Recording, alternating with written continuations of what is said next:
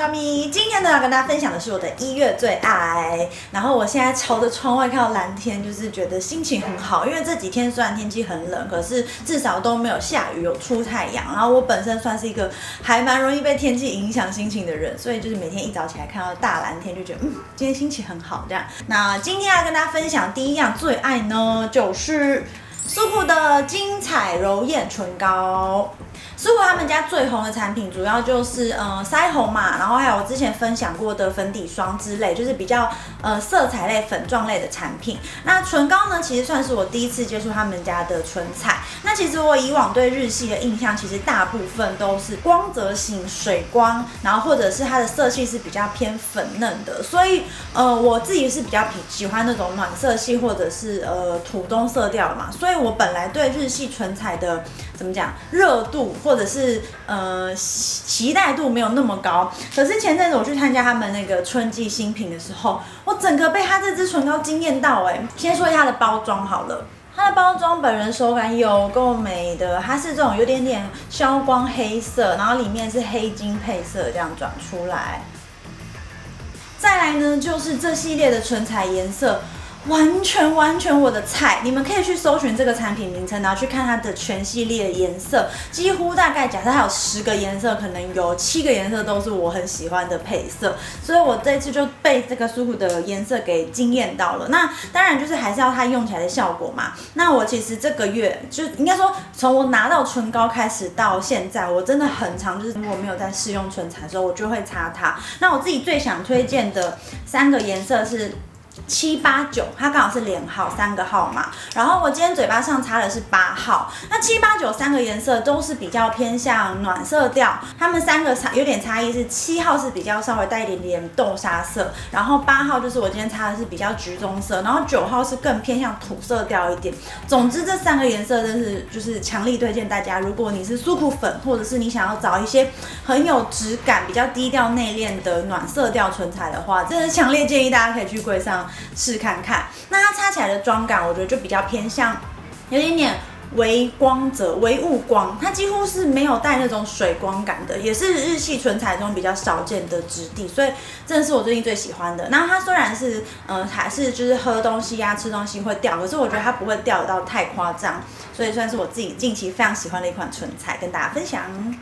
再第2样呢是 Sexy Look 的重保湿海藻天丝膜。那最近天气比较干冷嘛，因为寒流来袭，所以我通常就是皮肤只要一干，就很像那种湿度感应器，最近就开始干燥，然后上妆就比较没有那么服帖，所以我就会开始加强油类成分的保养，或者是我会用面膜来急救保养。那这个是我最近用了还蛮喜欢的一个保湿型的面膜，因为秋冬最重要其实就是保湿。然后这个面膜啊，我自己用起来我最重视面膜几点，第一个就是它敷起来的感受。这个面膜它是那个天丝膜，所以你在敷的时候，你会觉得脸上怎么讲没有负担，然后很服帖舒服。然后我觉得面膜服帖度也蛮重要的。然后再来就是这个面膜，你会感觉到它上面是有薄薄的精华，可是它很神奇的是它不会滴下来哦。因为有时候我敷完面膜，通常就会滑手机啊，或者是用电脑做一些其他事，所以它滴下来会造成我的困扰。它是不会有这个问题的。然后再来就是敷完的感受嘛，我觉得它敷完会让我的皮肤是真的，你会感觉它有吸收那个精华进去。因为面膜撕下来啊，你会感觉脸上精华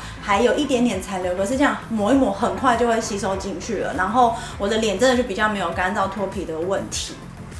所以我觉得如果大家也想找一个保湿面膜的话，你可以尝试看看这个。它还有另外一款是这个嫩白润白的，不过其实对于面膜就是美白这件事情比较没有太大的期待，所以我还是会比较推荐大家可以试这个保湿这一款。好，再来第3样呢，跟头发有关，因为其实还蛮常会有人问我说我用什么护发产品、洗发产品。那我今天要分享一个比较特别，是这个叫做 AG 的飘动奇迹顺利喷雾。这个是我的发型师就是推荐我是在发廊买的。那我之前有用了一个护色的洗发精，又是效果不错，所以我就也买这同系列的护发喷雾。然后一开始是那个 Regina 看到他在用，然后说这是什么？就是喷头发的喷雾。他就说这是可以隔绝热，或者是说让你比较快速可以这样子用喷的方式的护发。那市面上大部分的护发产品，一般就是像乳液那种啊，护发乳，然后要么就是像发油那类的。可是有时候啊，譬如说我现在头发是正常的状态，干燥的状态，然后我可能急着要出门，我如果擦了发油或者是擦那种护发乳，有时候你的量比较难去斟酌，它可能就不一定可以擦得那么均匀，或是会反而让你头发油油的。所以我就觉得这护发喷雾一直会靠台湾国语护发喷雾呢，它就是真的非常的方便，它就有点像是怎么讲，头发的化妆水。精华水好了，因为化妆水比较偏水分，它像头发快速的精华水，然后我就是这样，头发这样喷，不要喷太多，因为它喷多其实还是会有一点点油，可是就是稍微这样喷一下，然后喷了之后呢，你可以直接这样子梳顺，或者是你可以就我平常有时候会用电棒啊，或者是离子夹去夹，它可以隔绝热之外啊，它好香哦，它有一个自然的香味，所以有时候你知道，如果你前一天没洗头的话，喷这个好像也可以稍微有点点，就是掩盖你头发没有那个香味的问题。反正总之就是我最近真的很常用的护发喷雾，我之后应该还是会持续回购，因为我觉得真的是太方便了。再来第4样呢，是现在大家非常需要一个产品，就是小米的自动洗手机。这个呢是我们今年就是交换礼物，圣诞节交换礼物的时候 ，P 先生抽到，就我们有个朋友其中准备了这个礼物，结果那时候其实只是觉得，这个洗手很方便，但没想到就是最近那个武汉肺炎的关系，就是它变成我们家一个不可或缺的重要的产品。那这个洗手机呢，小米的洗手机，它的外形做还蛮可爱的，就有一点点像热水器嘛，就这样白色跟透明的。然后我示范给大家看，它是自动的，你只要手这样伸过去，它就会感应，这样有没有？它很方便，它就是会直接把它变成泡沫，然后你就可以这样子洗手。那因为最近大家最重要的口号就是戴口罩、勤洗手，所以就是这个刚好是我觉得很应景。大家如果最近想要买洗手机啊，或者是大家缺洗手乳之类的，我觉得可以去上网查看看。我现在要去冲手了，整个手都是泡沫。好，洗干净啊！那其实也顺便呼吁大家，就是真的到公共场合记得就是戴口罩，然后洗手。虽然这已经是老生常谈了，但是就是大家真的还是要保护自己，注意平安、安全、健康这样子。然后这个洗手机它好像才200多块吧，所以我觉得价格不贵。然后它这个洗手液就是可以自己买去补充的，大家如果有去逛他们门市的话，可以稍微留意一下。最后一样最爱呢要分享的是北海道六花亭的草莓巧克力。我好久没有分享零食了，对不对？还是前2个月有分享，好不重要。反正就是我们去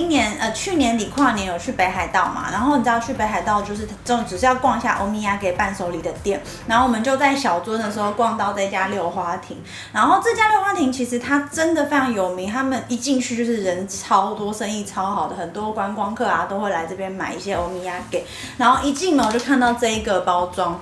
他们家很多产品都是这种花卉，有点像手绘花朵的那种图案，然后我就觉得很美，很适合拿来送人。然后我想说，除了送人之外，自己也可以买一点来吃，所以我就买了这个小包装。然后它里面就是这样，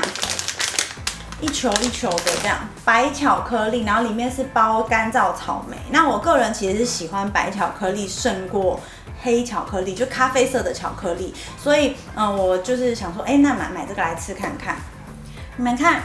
它里面就是这个真的一颗草莓在里面，然后它是干燥草莓，所以会有一点点酸甜的口感。那我觉得它好处是不会到太甜，因为我觉得如果有些太甜的甜食，其实我是吃不多，而且很容易吃腻的。然后我这个送给几个亲朋好友，他们也都觉得很好吃，所以大家下次如果去北海道的话，我觉得这个很适合拿来当伴手礼。而且我觉得它们很贴心的是，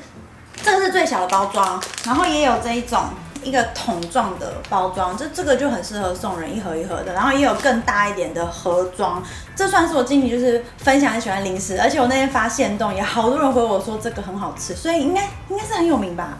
刚好买到一个厉害的东西。然后这个除了这个草莓巧克力之外，六花亭他们有另外一个我也很推荐的是。一个叫做我不知道中文名字是什么，但是就是有加了葡萄干的饼干那个超级好吃，但因为我现在已经吃完，手边没有了。我如果找到图片，我放在这边，大家也强烈推荐大家去逛的时候也可以买这个，但是它的保存期限很短，大概只有1-2个礼拜，所以就买了就要赶快吃掉这样子。好，再来这个月的闲聊呢，想跟大家聊聊的是面对恐惧这件事情。那为什么会想聊这个呢？其实我本来想要聊的是关于武汉肺炎之类，但是我觉得大家最近看新闻应该都知道一些，就是都能跟得上近况，所以我觉得好像也没有必要特别去聊关于病毒这件事情。那我先说一下为什么会想要聊面对恐惧这件事情，是因为不知道大家有没有看过 TED 上面有一个演讲叫做《脆弱的力量》，那个演讲者后来也有出一本书，也叫做《脆弱的力量》。那其实它是好几年前的一个演讲，然后也是 TED 演讲中点阅率好像前5名高的一个演讲。然后我是近期才看了这支影片，反正我把影片链接放在下面，大家有兴趣可以去看。那今天的就想要闲聊的内容，其实通常我就是能够做重点整理，因为我怕我会讲不清楚，所以我都会尽量挑列式。但是今天的演讲，不是今天演讲，今天的闲聊真的是不知道该怎么挑列式，所以我就是想说分享一下我自身的经验给大家参考，或者是你们可以听听看我的故事，也许就是大家会有一些不一样的想法。那关于面对恐惧这件事情啊，其实那个 TED 演讲影片中，其实在讲说脆弱这件事情，很多人是不想去面对脆弱，是因为你害怕呈现你比较怎么讲，比较不足、比较弱的一面给大家，所以你可能就会希望表现得很好，或者是你会去逃避。可是有时候你越逃避，你会越没有办法进步，或是越没有办法去面对现实，所以。就是这时候就是必须你要坦然的去拥抱你的不足，坦然的去面对你的恐惧这件事情。你很吵我录影录到一半人家很认真的在讲话，你现在安静啊！打断我。那每个人的恐惧点一定都不一样，有些人可能恐惧的是社交人际关系，有些人恐惧的是工作，有些人恐惧的是家庭或者是感情等等。那我今天想要聊的是，因为我大部分时间都是工作，所以我想要聊的是我前阵子面对工作上的恐惧，跟我后来怎么样去转换心情。那大概在2019，就去年的下半年度，我自己我觉得我经营频道的大概这4年来，我觉得遇到一个比较怎么讲，比较大的低潮。要说低潮也没有到那么的严重，可是就是因为毕竟拍了4年，那因为美妆这个主题，有时候就是你必须要去想一些不一样的主题，然后或者是你可能累积的不管是订阅数、观看数越高，你就会越在意拍出来的东西，大家会怎么去评论你，或者是有没有人要看，这些都是很现实的事情。所以在这些东西叠加在一起交杂之下，我有一阵子其实是很不想要打开相机，然后去面对镜头的，因为我就觉得好烦哦，好不想面对拍片这件事情。那我现在回想起来，其实我还蛮讨厌那阵子很低沉的自己。可是你知道，有时候人在低潮或者说在意志消沉的当中是很难走出来的，所以我其实也不能很明白的跟大家分享我是怎么走出来的。可是我觉得有时候就是你要先知道你自己在逃避、在害怕的东西是什么，你才可以有办法去面对它。可是很多人就是可能会选择麻痹自己，就是我不想去想这件事情那做不好就算了什么的，就反而变成那个问题症结点一直卡在那。那后来呢，我自己是调试了一下心情，一方面我是可能有去抒发，比如说我可能跟 T 先生聊天跟他讲说我现在的困难点，然后他也是给了我很多意见，就是如果你真的觉得很累，那你就不要一直勉强自己，可能就是想到拍什么再拍。那他也有说，就是这件事情本来就是你的工作，所以你也必须要不能让自己太过放纵自己，不去面对这件事情。所以我就想说，好吧，那我就来面对我自己现在遇到这个问题。然后我就开始去想看一些正面的东西，譬如说我会去看大家对我的评论，就是可能有些人会说很期待每个礼拜看到你的影片或者是有些人会说因为我的影片他们得到了一些什么，就我从这些东西去找回我对这些事情的热情跟怎么讲勇气，然后去想我当初怎么样可以这样一年一年走过来到现在，就是我坚持的这个点的。所以可能就是这样子渐进式，然后加上你有适时的抒发，我就是现在有慢慢的回到轨道上。那当然不能说我现在就是超棒或者什么，可是我觉得至少我就是在面对这件事情，我觉得我自己算是很勇敢嘛，就是我去面对它了。这件事情就是我觉得我要帮自己拍拍手。那要怎么从日常生活中去实践我们面对恐惧这件事情呢？我曾经看过有一段话，好像是那个美国总统罗斯福的夫人说的，他就是说，你要去面对恐惧最简单的方法就是你每天去做一件你害怕的事情，或者是你逃避的事情。那可能从生活中举例，就是我们总是生活上会有一些不想去做，当天可能，比如我举例好了，就是像我可能不想拍片，像我可能不想整理房间，我可能不想洗碗，不想干嘛。然后当你抗拒这件事情的时候，你每天去做一件你原本不想要去做的事情，这样日积月累，你就会发现，你其实一直有在去deal，就是你有在面对这件事情，然后慢慢的从中你可以得到说，其实这些东西可能没有想象中那么讨厌，不是讨厌，没有想象中那么值得恐惧、值得害怕。这点我是觉得大家可以从自己生活中去找到你可以突破的点。然后另外我也想要分享一点是，拥抱脆弱这件事情，因为脆弱其实在那个 TED 演讲中他就有讲说，脆弱是羞耻感跟恐惧构成。那恐惧我前面讲比较多，羞耻感这件事情就是有些人其实是比较害怕流露出你脆弱不好的一面，就是比较不足的一面给大家。然后我觉得我自己就有很深的感触，就是我自己是蛮在意别人怎么看我的，以前现在也是啦，但是就是说，所以我会尽量呈现一个比较好的状态在大家面前。譬如说我可能拍影片，我会要重复录很多次，然后讲到很完美，可是到这个就是希望自己在表现很好的状态下，又会有一些人觉得说，你是不是可能不够真实啊，或者是你可能没有那么生活，或者是说有时候在朋友面前你可能比较不敢出糗，或者是你可能比较没有办法去讲出你内心比较脆弱的，就是比较不安、比较没有安全感、比较脆弱的那一面这样子。那我在就是下半年那阵子，就是比较稍微低潮的那个期间，我自己就也想到这一点，我就觉得有时候你适时的去透露出你其实没有那么不好，好像不是一件真的很丢脸的事情，反而当你说出口的那一瞬间，或是当你愿意展现出来那个瞬间，真正的你才是真实的存在，才是真实的一个活生生的人的样子。因为人本来就不可能是完美，你一定会有好的地方，一定也有不好的地方。然后还有会讲出这个点，还有一个很大原因是因为我其实有时候会收到一些人讯息给我，或者说我很羡慕你是不是就是感觉生活很没有烦恼，很正向啊，或者是说你好像就是过得很开心什么的。可能因为我太常就是就呈现一个比较正面的想法，所以大家都会觉得我好像是很乐观开朗，没有烦恼。但其实不，我其实没有你们想象中那么的快乐，那么的正面。我也会有低潮的时候，只是我以前选择在低潮或者不开心的时候，我是比较会自己闷起来，然后自己解决。可是有时候我发现这样久了，我就真的会有点自己闷出病来。可能只有身边真的非常非常亲近的人才有看过我自己可能很崩溃啊，或者是很难过的样子。可是我觉得我现在会想要试着去释放这些东西给大家看，就是人有这些情绪是很正常的，不需要去逃避，也不需要去麻痹这些情感。当你去面对你脆弱的一环，当你去面对你恐惧的一环的时候，你才会是一个完整的个体，才会是一个完整的人。就是喜怒哀乐苦，这些都是人生中必经的一切。所以我现在也会试着比较去坦然面对各种开心或是不开心的事情，然后也会尽量去多抒发一些自己真实的心情给大家。当然不是说我一定要什么难过就崩溃大哭什么，也是没有必要这样。但是我就觉得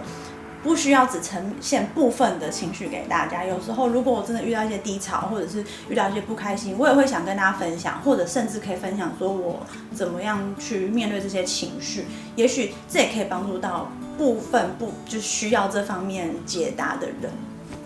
好，那最后跟大家分享就是我在《脆弱的力量》这个 TED 演讲中，我自己最有共鸣，或者是我自己最有启发的一段是那个讲者他在讲说，因为他做了